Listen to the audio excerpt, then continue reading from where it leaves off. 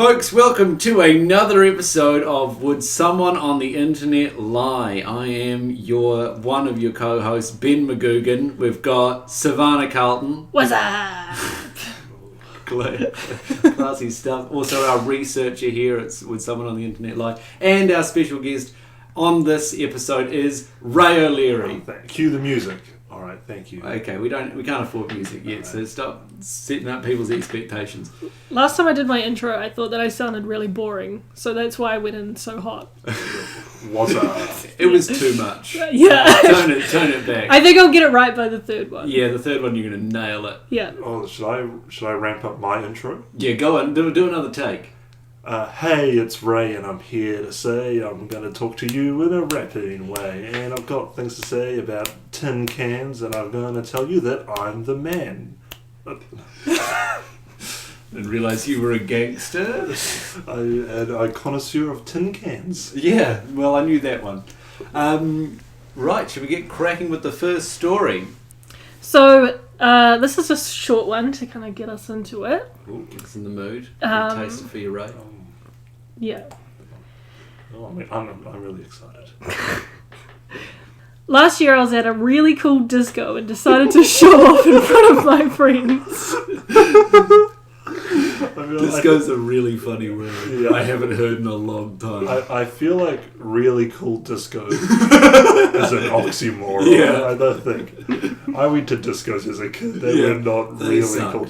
I mean, I guess at the time, I would have thought they were really... in fact, I thought they were too cool for me. They scared me. I asked my mum to leave. At the discos I went to, I was like, I'm too cool for this, and I was a huge nerd. I was like in the front row, and when the Bob the Builder remix came on, I was like, This is my shit. That was a good remix. Okay. A little bit of Bob the Builder Man. Yeah. Can we use that? Was it copyrighted? Yeah, because he covered did the Mambo number 5. He puts my rap to shame. Oh, I'm thinking of the one that's like, Bob the Builder, Yeah, but it's there like was that. way more like, Oh, it's just the theme song. it's Yeah. four on the floor. The theme He had a number of songs, Bob the Builder. He had like an album. He barely did any building. He was so busy singing in his own recording studio. My singing career has taken off. I don't have time to fix your roof, Sharon. The Bob the Builder tune took off, and he's like, shit, I've got to follow this up with something. So he covered Mambo number 5.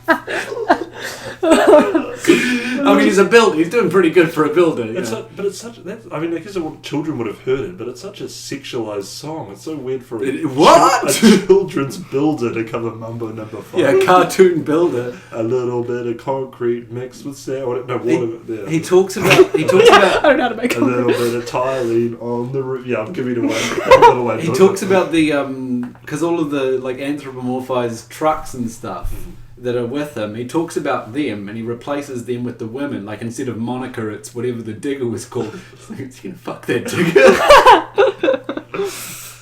Dizzy though.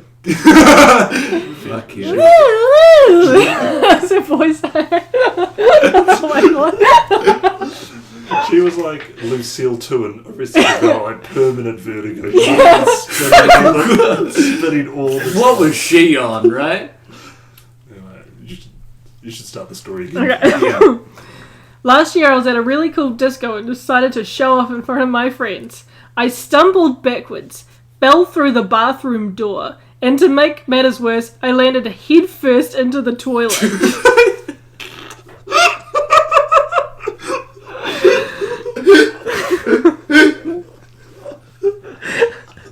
I love the phrasing there. To make matters worse, like all you've done thus far is stumble, and then he's like, and then the cherry on top, I crashed head first into the toilet. Like they're on par. Yeah. It's just like, what? Oh, here we go. This is a disaster. What can happen now? Oh, the toilet as well. Typical. What situation have you gotten yourself into now? The physics of this as well. They Yeah. stumbled backwards, fell through the bathroom door, and then landed headfirst into the toilet. Oh, they That's a couldn't. bad angle. They struck backwards. It's broken their back. That's My body went into a U formation. Went right up the U bend. So I'm trying to Yeah, figure out. there's no way you can stumble backwards. I hope It's she stumbled into the girls' bathroom. Yeah, on top of it all, it was the boys' bathroom. I mean, I guess if she was is she in the West?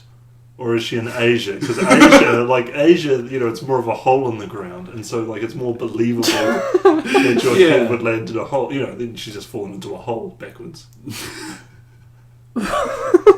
But to fall into a hole backwards, you have to suddenly flip your body so that you can fall into it.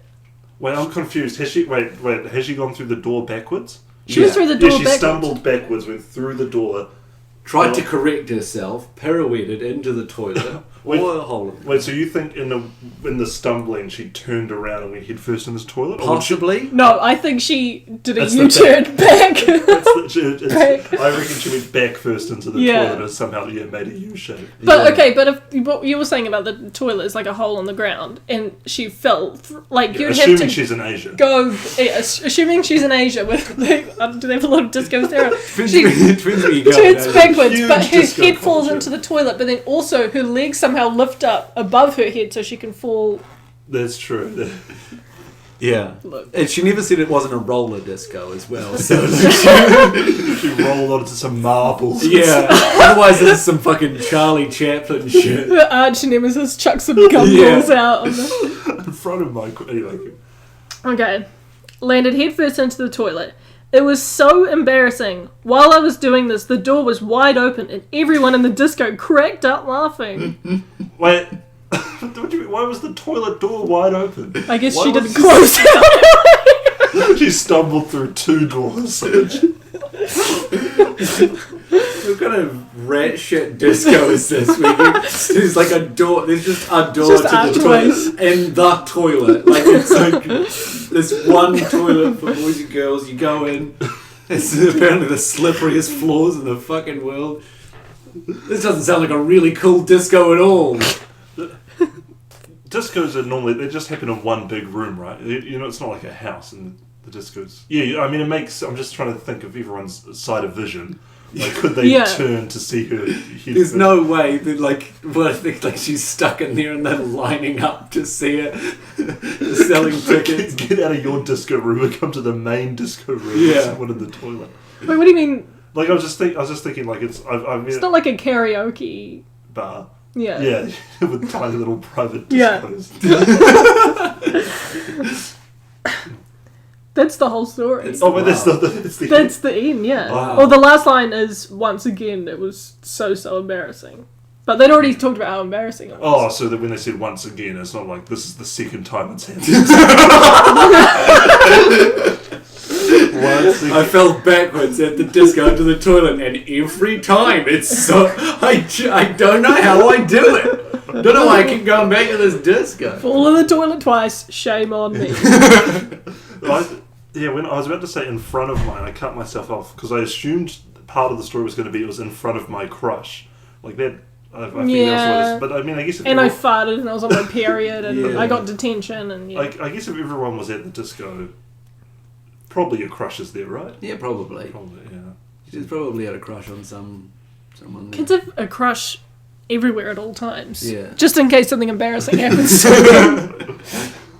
All right, now I don't know how this podcast works, but I assume we rank this out of 5 in terms of how fake we think it is or how real. Oh, okay. You can do that if you like. What we did last time Joel was... had a I feel that it's real or I ache that it's fake. He made that up last time. But I ate that it's fake. I ache that it's fake. I ache that it's fake. But I kind of like the idea that every guest has their own way of determining whether it's... I mean, you've shown off your hip-hop skills already. Yeah. Care for another rhyme? You want me to rap about that story? No, I just want a rhyming scale for us to determine how we feel about the story, if it's fake or real. Let's go out of 5. I then. say, Cut that out. I say to you that it's true. I deride that they lied. Yeah. That's pretty good. It's not bad. I deride that they lied. I deride that they lied. Yeah. What was the other one? So it's I say to you that it's true, or I deride that they lied. I derived that they lied. Yeah. That's a lot. I mean, there's no way you could be that slippery. Humans have spines. There's no way that they can... Oh, but by the way, I didn't mention I am a snake. Right, should we move on to the next story? Yeah. Okay. Okay. So this is a long one. And it only pays off at the end, really. So you have to kind of strap in Like any good story. and go through it. Okay. Yeah. Yeah, we're ready. We're on board. Okay. On a recent weekend in Atlantic City, a woman won a bucket full of quarters at a slot machine. She took a break from the slots for dinner with her husband in the hotel dining room. But first she wanted to stash her quarters in the room. "I'll be right back and we'll go to eat," she told her husband, and carried the coin-laden bucket to the elevator. As she was about to walk into the elevator, she noticed two men already aboard. Both were black. Oh no. Oh, Isn't that the worst? Both were black. One of them was big, very big, an intimidating figure. The woman froze. Her first thought was, "These two men are going to rob me." Oh no. I mean, this does sound like the ramblings of a white woman. So this is all. This is written in like third person. Yeah, though. that's a really odd to me that it's like someone else reporting on the events, like a woman and her husband. Yeah. Her first thought was, "These two are going to rob me." Her next thought was, "Don't be a bigot. They look like perfectly nice gentlemen." But racial stereotypes are powerful, and fear immobilized her. And the story ends there. Just an important lesson for us all. She stood and stared at the two men. She felt anxious, flustered, ashamed. I don't know why she was flustered and ashamed. Hey, she just realised that she's a racist. Oh, that's true. Why is she flustered? Is she toyed? Is she Turned on by these guys. That's what I mean. It seems like a weird way to... Racial prejudice quickly turned to racial lust. Awakened something inside of her. She hoped that they didn't read her mind, but Which is something that she thought black people could do.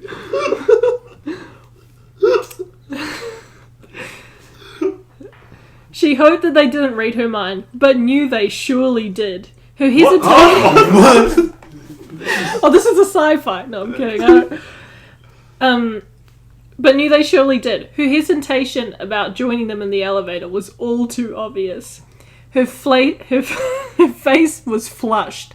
She couldn't just stand there. So with an almighty effort of will, she picked up one foot and stepped forward and followed with the other foot.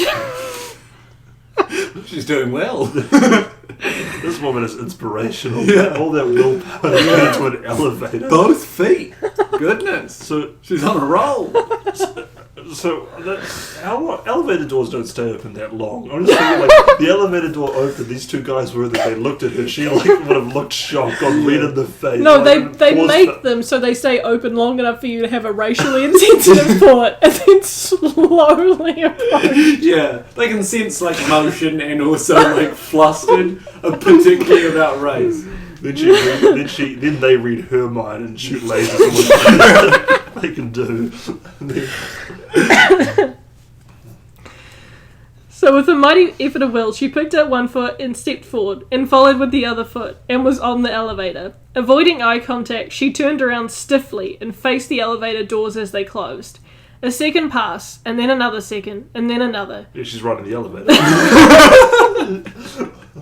Of course. It's really building suspense here for this non-story. A second passed, then another second, then another. Her fear increased. The elevator didn't move. Oh. Panic consumed her. My God, she thought. I'm trapped and about to be robbed. Well, no, for one thing, first of all, she hasn't pushed the button. She hasn't pushed the button. Yeah. And secondly, if they rob her, well, they're still in the elevator. It's like, where are they going to go if the elevator's broken? Like, I just like that she's like, racist. And then she's like, oh God, I'm so ashamed and flustered for being racist. But then she goes back to being racist very quickly. At this point, she's just hoping to be robbed, so that like her assumption was correct. Her heart plummeted. Perspiration poured from every pore. That's quite a poetic line. Well, Perspiration poured from every pore. No, I mean, what, every second? You say it's poetic? The idea of sweat? No, like, the wording. perspiration poured from every pore. The imagery is really just Disgusting, yeah. I picture very wide pores that you could almost reach your fingers into. Then one of the men said, hit the floor. Instinct told her, do what they tell you. The bucket of quarters flew upwards as she threw out her arms and collapsed onto the elevator carpet. A shower of coins rained down on her. Take my money and spare me, she prayed. More seconds passed. She heard one of the men say politely... Quick update, time was still going. More seconds passed. I don't think seconds are a long enough unit of time that you need to mention that. No. Minutes passing, yeah. Well, I think we can assume the seconds and minutes were passing. I think... Because events happen. Yeah, because it's like, you know... More seconds passed. She heard one of the men say politely, ma'am, if you just tell us what floor you're going to, we'll push the button. The one who said it had a little trouble getting the words out. He was trying mightily to hold in a belly laugh.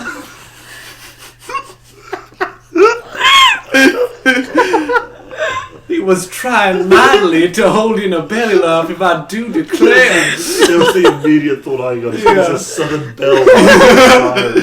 Trying mightily. Yeah, that's this old woman seen two bellhops and screamed and thrown coins at them. He was trying mightily to hold in a belly laugh. She lifted her head and looked up at the two men. They reached down to help her. Confused, she struggled to her feet. When I told my man here to hit the floor, said the average-sized one. Oh, no. Some shade there by the storyteller. Yeah.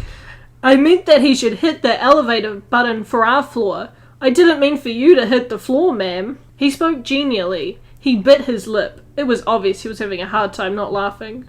She thought, my God, what a spectacle I've made of myself. She was too humiliated to speak. She wanted to blurt out an apology, but words failed her. How do you apologise to two perfectly respectable gentlemen for behaving as though they were going to rob you? She didn't know what to say. The three of them gathered up the strewn quarters and refilled her bucket. When the elevator arrived at her floor, they insisted on walking her to her room. She seemed a little unsteady on her feet, and they were... She sounds like Lucille too. She seemed a little unsteady on her feet, and they were afraid she might not make it down the corridor. At her door, they bid her a good evening. As she slipped into her room, she could hear them roaring with laughter while they walked back to the elevator. The woman brushed herself off. She pulled herself together and went downstairs for dinner with her husband. The next morning, flowers were delivered to her room, 12 roses. Attached to each rose was a crisp $100 bill. The card said, thanks for the best laugh we've had in years. It was signed Eddie Murphy and Michael Jordan.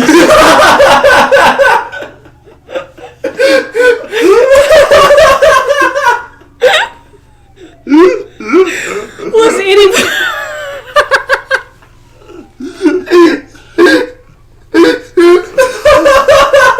Was Eddie Murphy the average size one? Michael Jordan was this imposing. Michael Jordan's like so friendly looking. I don't. Which one of them could read minds? I guess both. There's no way. Like, how many roses did they get? 12. 12. So one with the each has a crisp $100 bill. So like, I mean, $1,200 for Michael Jordan and Eddie Murphy isn't a lot. Yeah, $600 between. Yeah, $600 between them. They could do that, sure. And the cost of the roses, who knows? But like, there's no way they would be like, we should give money to that old racist lady rewarding this racist. Yeah, there's no way. There's no way. Man, I loved that cross you burned. It was so warm. So funny. God, if I had a crisp $100 bill for every time I've been a racist bigot.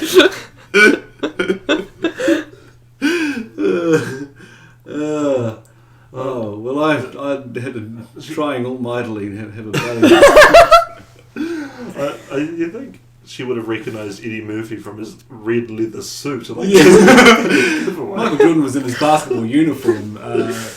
Do you think they're friends? like the story, get on? like the story's presuming that Eddie Murphy and Michael Jordan hang out. That's true. I mean, they're from I've never completely seen them- different circles. Why would they? Well, I mean, they were both, comedy actors. So We're including Space Jam. Space Jam and Norbit. Yes. Dr. Doolittle. Yeah, that's the only... Dr. Doolittle and Norbit is the only things Eddie Murphy's notable for. But I think Prince may have been friends with some comedians. I forget, yeah. No, yeah, I mean, you get famous enough. Do all famous people know each other? Yeah. Well, all black people do. Yeah. All black people do. They are a hive mind, and that's how they can read people's mind. They were trying to convert her because, this isn't going to work. Let's give her the roses. Why do you think they chose Eddie Murphy and Michael Jordan to be the people in the story? Most recognisable... Well, we're assuming it's not real. Most recognisable rich black people, I imagine. I mean, Do you think it would have been better if it was Obama. Yeah, Right? Obama and Oprah. I wonder if One of them was huge. There need to be recognisable names, but not recognisable faces. So, Obama and Oprah, you couldn't do because you'd recognise them. You'd recognise them. It'd be Yeah. I think you could maybe live in America and not know who Eddie Murphy and Michael Jordan are. Also, she knows the card is signed by Eddie Murphy and Michael Jordan. So she's like, oh, it was them. But then she didn't recognise them when she saw them in real life. I guess you know the names. I guess you see Shrek. You're like, oh, Too busy. I know Donkey. I know Eddie Murphy. I love Shrek. What? So the bit of the story that's confusing to me is, so Eddie Murphy says, hit the floor, but they're already in the elevator. Have they just been going for a joyride? How did they get to her floor? Yeah, I do wonder that. Unless they all got in on the same floor, but then why was she so surprised to see them in there? The two guys got in front of me and then I freaked out. Really panicked. Oh, boy. Yeah, wow. What a tale. I guess, what's the lesson to learn from that? Because, sounds like being a racist really pays off.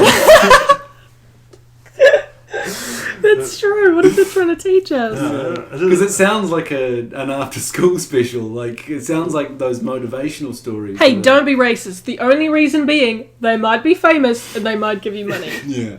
It does, yeah. It does, if you didn't think about it too much, you'd be like, oh, there's a lesson about racism. They weren't to be worried about at all. They weren't violent or anything. Yeah. But no, she is a grand better off from having been racist. Yes. She was already doing all right anyway. She bloody won at the casino, the pokies or whatever. I think the only moral of the story I can gather from this is Eddie Murphy's a really cool guy. That's the moral of the story. Yeah. So did he write that? Did he pass it? Well, we don't know. It could be either of them, Yeah. Oh, Michael Jordan. Yeah, it could be Michael Jordan. Sounds like something he'd do. Yeah, they're the it's weird that it's third person. It's all of it is very odd. Yeah. What was the point? Right. All right. Well, I deride that they lied. Yeah, I deride that. I mean, there's no way that happened. I think there would be a famous story if it had happened, right? Yeah, more well known. Yeah. Yeah. I haven't had to deal with racism myself that much, but I don't think I would be like, mate, I laughed so much at you with your racist antics. Maybe they would. I don't know, but I doubt they'd give them $1,000. We're sorry for scaring you. I hope this goes some of the way to make up for it. Yeah. Also, the best laugh they've had in years. Eddie Murphy's around a lot of comedy, surely. He's a comedian. No Type 15 could ever compare to this lady's. Yeah. But maybe Michael Jordan leads a very sad, lonely life. Yeah. This is the only kick he gets. I mean, Eddie's like, thank you for cheering Michael up.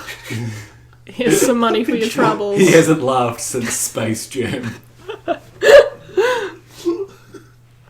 I have to show him some really just horrible racist stuff to get him to crack. He's only smiling to birth of a nation.